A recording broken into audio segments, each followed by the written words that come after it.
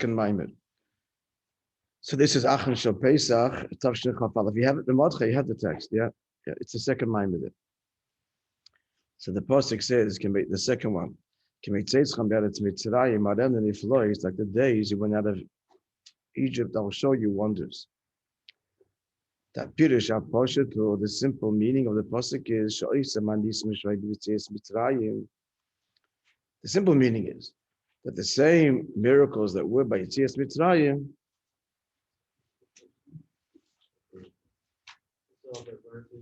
So no, keep on going. To keep on turning pages. Second Maamar.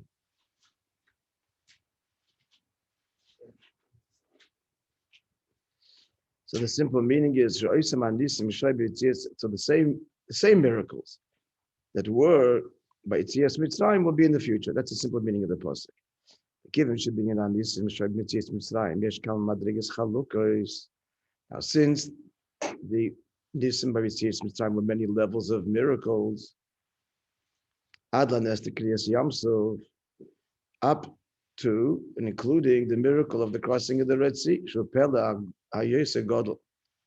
crossing of the Red Sea within miracles is a great wonder. And in brackets, he supports that statement with the following. Therefore, the Alter Rebbe in Tanya brings dogma and illustration. If he wants to illustrate, he's contrasting.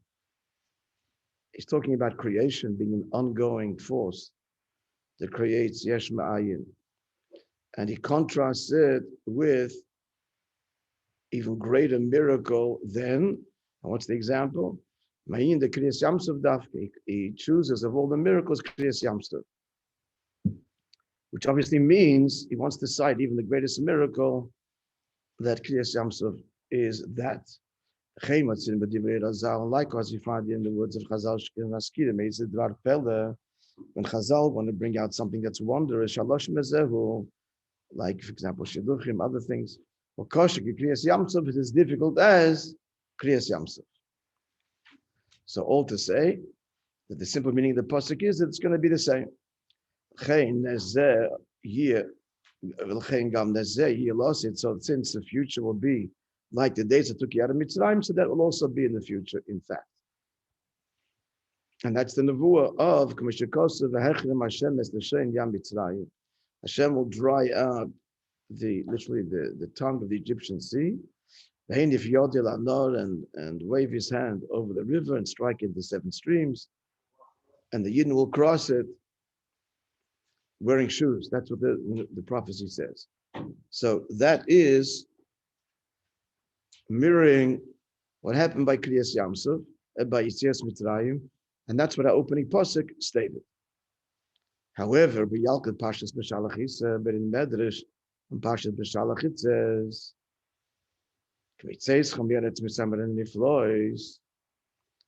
on this pasuk, like the days we had at Mitzrayim, I will show you wonders.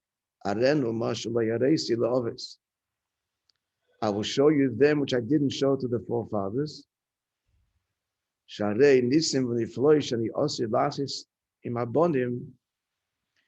Medrash continues, because the miracles and wonders I'll show to the children in the final redemption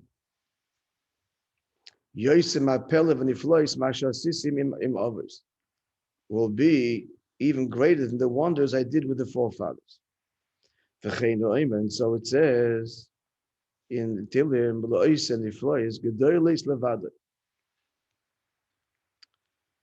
that he makes wonders, great wonders unto him. So the simple, seems to be the raya here is, and the flow is gedolos, that there will be tremendous wonders, even greater than were shown to the others.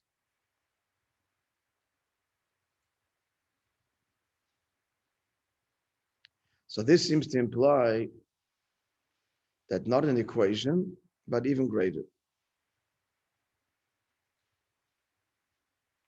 When he says the others here, doesn't mean the others strictly Avraham, Yitzchak, Yaakov. It means the others of the children, us, in the final Geula. So the simple pshat in the pasuk is an equation, but the Medrash says no. The Medrash says that there'll be wonders more so than Hashem ever had shown before. And that's also can be seen in the pasuk itself upon examination of the pasuk, because the pasuk says, "Kimei Tzeischo niflois," like the days you went out of Mitzrayim, I'll show you wonders. Kimei daike, they'll be like b'chafadimian, but not the same. Not the same. Because the miracles and wonders in the future will be greater. Greater than were done to our ancestors by Yetzias Mitzrayim.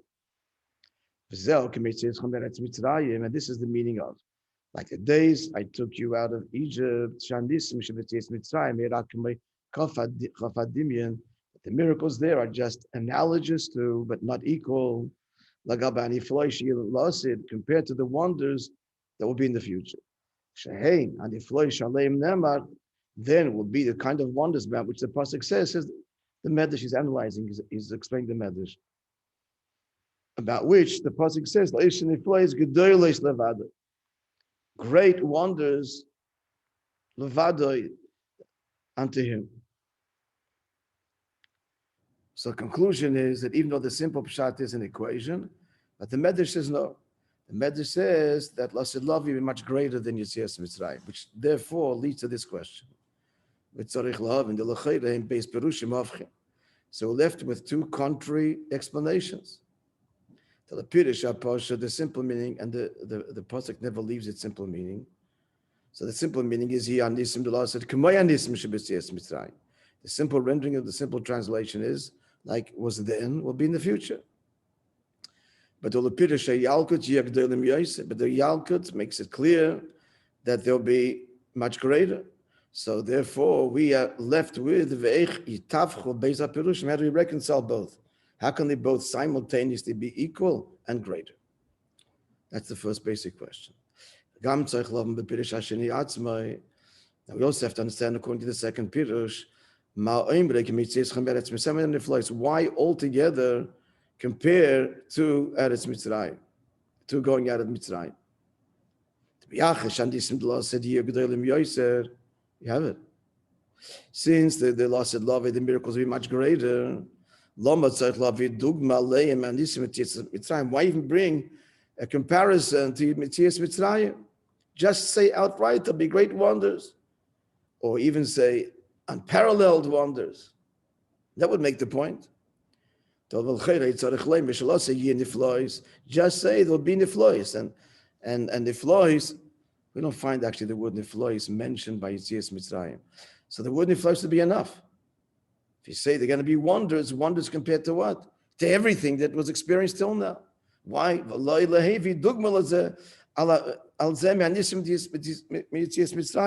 And not to bring an example of the Nism of Yetzias Mitzrayim, since they're unequal, completely unequal. Why mention it?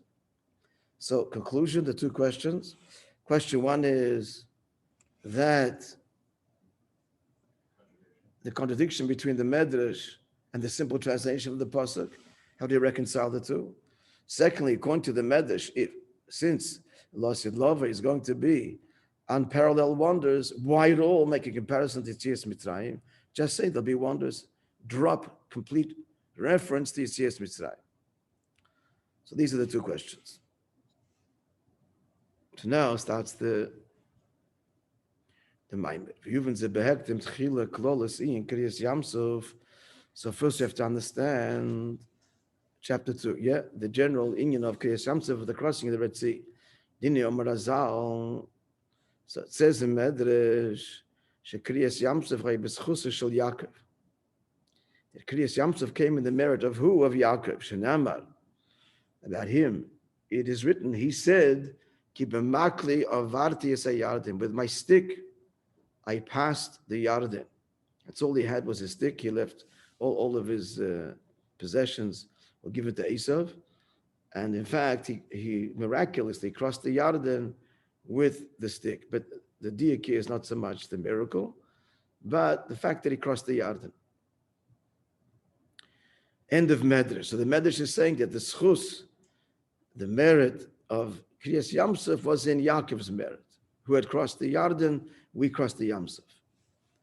Tzorich Lovin, have to understand, what does Yaakov have to do with this? Why him? Kriyas Yamsuf, Moishe.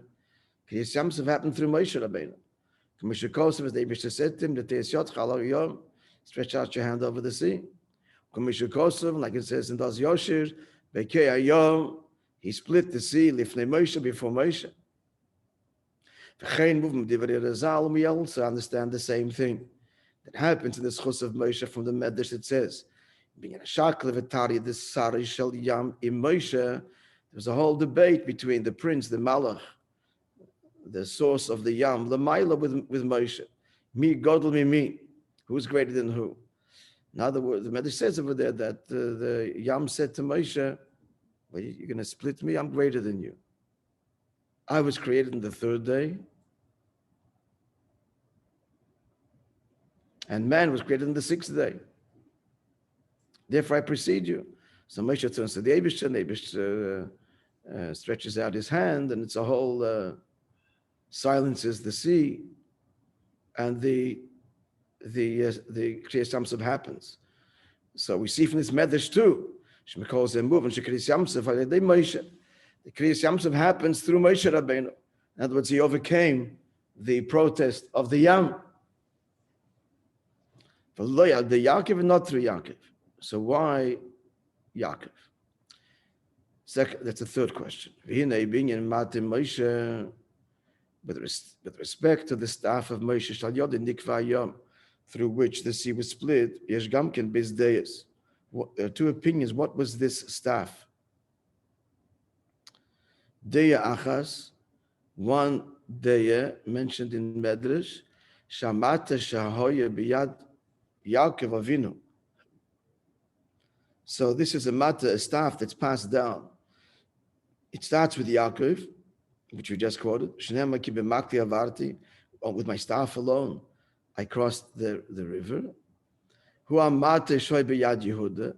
This was the mata which is in the hand of Yehuda. Where do we know the story of Yehuda having a mata? Yehuda with Tamar. She asked for collateral. He get three things: his ring, his what? His cloak and his staff. Yeah, his cloak and his staff. So it was transferred to Yehuda. Of course, Bepnimi is as a result of all of that. I mean, even the story itself, Peretz is born, the forerunner of Mashiach. And this is the same staff that was handed to Moshe. Then biyad Aaron, where do we see that Aaron had a staff?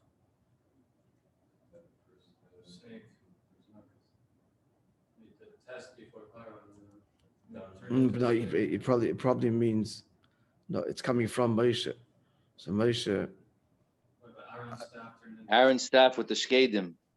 Yeah, I'm assuming it's maybe both, but anyway, it turned into almonds there with the whole challenge of Koirach. It's the same staff, Mr. that you're referring to. That Hashem told Aaron to throw down his staff. Yeah. Or biyad David, and in the hand of, where do we find David had a staff? I have to see. It's in the pasuk there. I mean, the king has a scepter, so that's an assumption. He mentions the staff and tell him, yeah. So who hoye biyad kol melech, and this was continued to be passed down to every king. Ad shechor beis hamikdash till the churban beis hamikdash. It's the first one. And this staff will be given to Melech HaMashiach.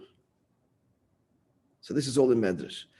So that's one opinion. So the staff that Moshe raises stretches over Kriyas Yamsuf, starts with Yaakov, Yehuda, Moshe, Aaron, David, every king, and then Melech HaMashiach. But they are based, in the second opinion, Shemata Moshe me'etzadas tevera, that the stick of the staff of Moshe was from the tree of knowledge. Umitzad Torah, and because it is a tree that has both good and bad, right? The knowledge of Tovara, as opposed to the Tzachayim. So therefore, Mitzadara, Goram Shechota Besela. That's why he sinned with striking the rock with his staff. As the Pasuk says, he struck it, and we're supposed to speak to it. Fascinating thing coming now. This is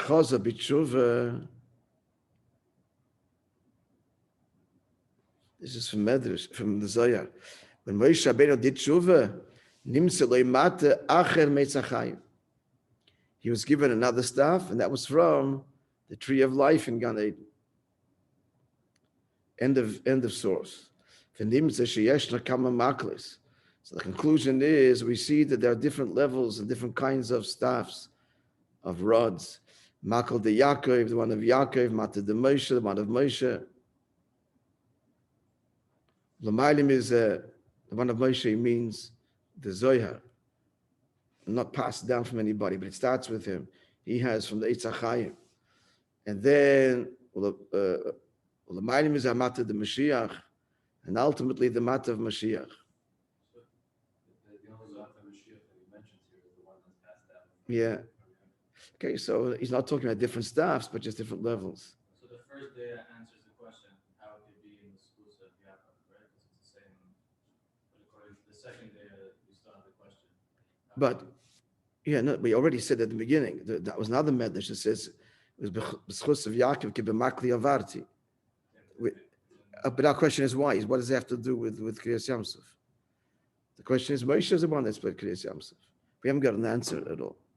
Just it says it's in schools of Yaakov. So if it was Yaakov's Makov that was passed down, then you can understand. Oh. That's what I'm saying. According to the second day, you still have the question. Could be, okay.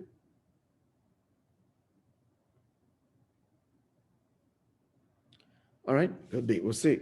What he wants to, clearly wants to say here is that that there's different levels of Makkah, and finally the Makkah of Mashiach Shehu Inyan Makal Noyam. Makal Noyam means a pleasant staff, because there's a staff, usually a rod that breaks, and then there's a rod that leads. It's not meant to break. It's just it's all. So that's iskafi and ishapche, basically, which the Maimah, I assume, we'll go to talk about.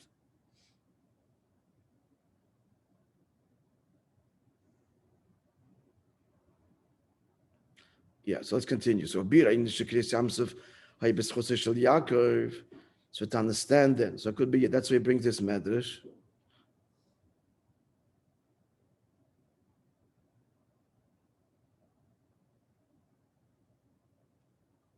It doesn't sound like he was answering it from there. But that's the fact. It does come out that this is according to the first opinion, that's the matter that Yaakov, that Moshe Rabbeinu is holding.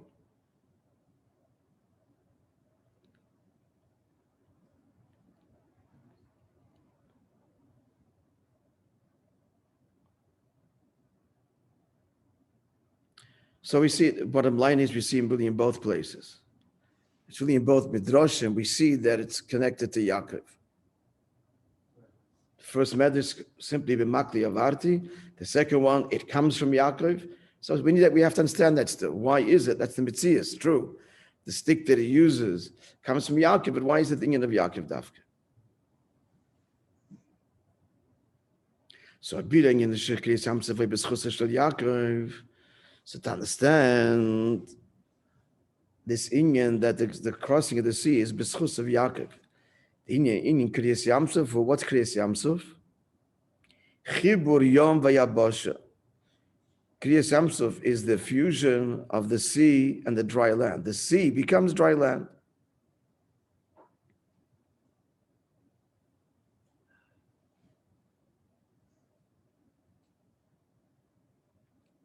In other words, it's not that the sea disappears and is replaced by the dry land. The pasuk says, "Hafach Yom Vayabasha." Hashem transformed the sea into dry land. So what does that mean? Chibur alma diskasya v'alma disgalia. By Kriyas Yamsuf was a fusion of the revealed worlds, or the revealed world and the hidden world. The revealed world is our world, and the hidden world is higher than creation. We'll see, Atzilus and beyond. So V'yesh b'zeh beis days, there are two opinions as to how this happened. The Shita of the Zohar and Shita Arizal, what's stated in the Zohar and what the Arizal says. It would seem that the Zohar is the first one he says now. Im haya b'derech ha'Allah, was it in a way of ascent? Namely, she'alma disgalia nis'ala, that the lower worlds at this, by Kriyas Yamsuf, were elevated. The B'chinas alma disgasia to the hidden worlds. So it's from below to above. Was that the way it happened? That's the Zohar. And the Arizal be'oibederech hamshocha, or it was the other way, drawing down.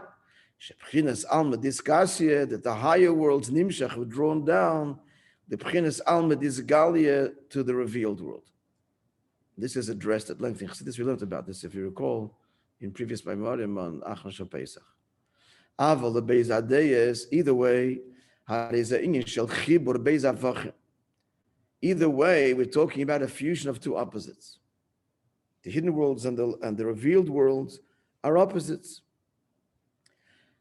So in order for them to be one, you cannot have two opposites becoming one. They cancel each other. They can't become one. They can't coexist. So how could it happen? Only can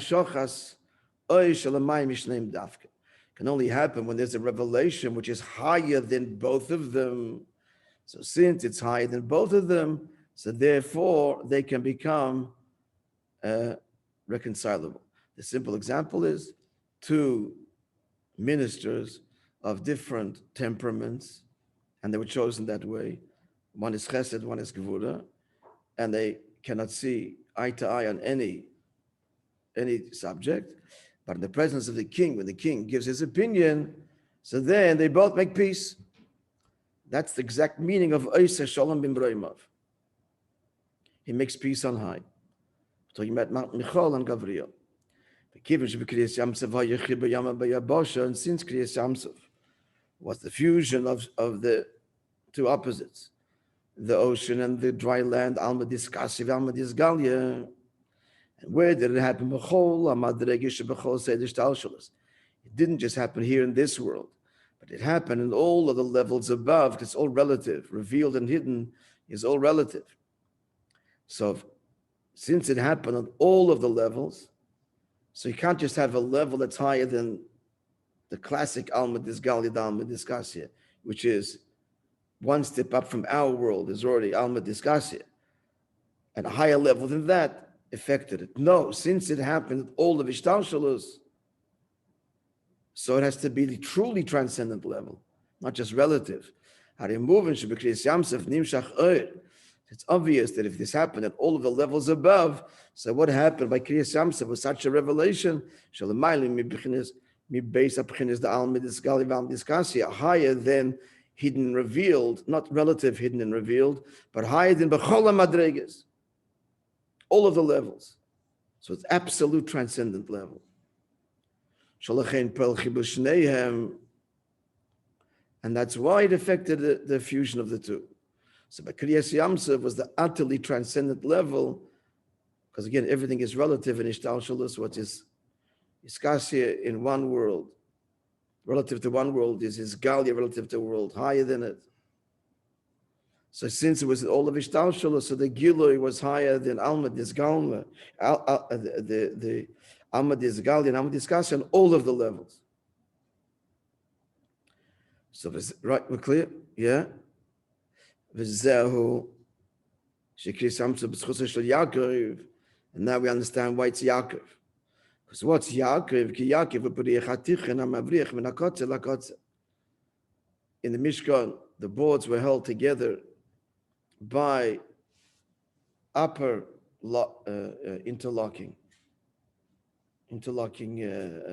pieces and lower pieces, top of the bottom, but then there was a central board that went through the center of all of the boards, and wrapped itself around and held them all together. So that's Yaakov. That, as the words of the pasuk is that it went through the center of all of the boards of the Mishkan from one extreme to the other. Because Yaakov represents the middle kav, the middle, literally line, which ascends ad pnimius hakeser, to the highest levels of pnimius hakeser. Right? Avram is chesed, and Yitzchak is Gvura, but Yaakov is Tiferes. And Tiferes is the central one, and the central one ascends to Pnimius HaKeser. Why is it only the central one?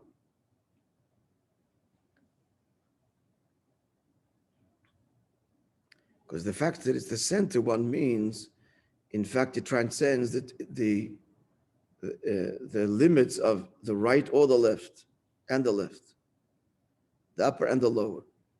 The middle shaft, as it were, is the union of shalom. And what's shalom? Peace between opposites. And moreover, v'shalom mokeli amachzik b'chasel hashal kadosh baruch hu.